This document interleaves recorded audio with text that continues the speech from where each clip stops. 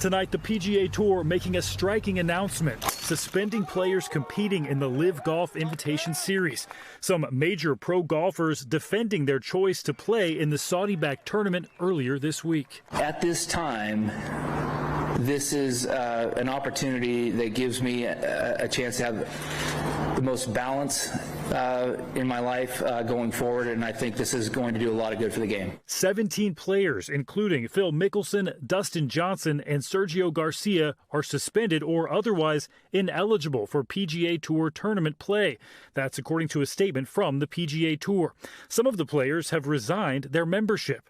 37-year-old Johnson is reportedly being paid $150 million to commit to the LIV Golf Series. He decided to resign before the suspension. Obviously, at this time, it's hard to speak on what the consequences will be, but for right now, I resign my membership from the tour. I'm going to play here. For now, and that's the plan. The largest purse on the PGA Tour is $20 million. The famed U.S. Open, $12 million.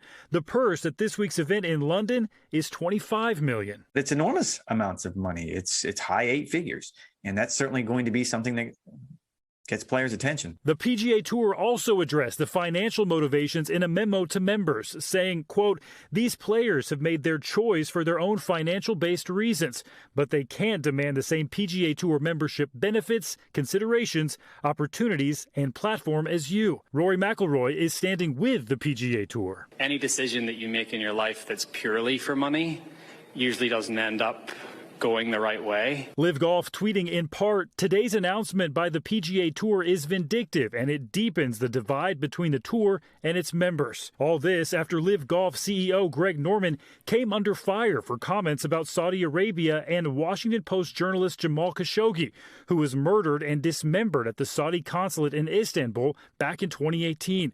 Norman telling reporters last month also talk about the good that the country is doing in changing its culture. LIV Golf's funding is tied to Saudi royals. I don't condone human rights violations at all. Is there anywhere in the world you wouldn't play? If Vladimir Putin had a tournament, would you play there? That's speculation. I'm not even going to comment on speculation.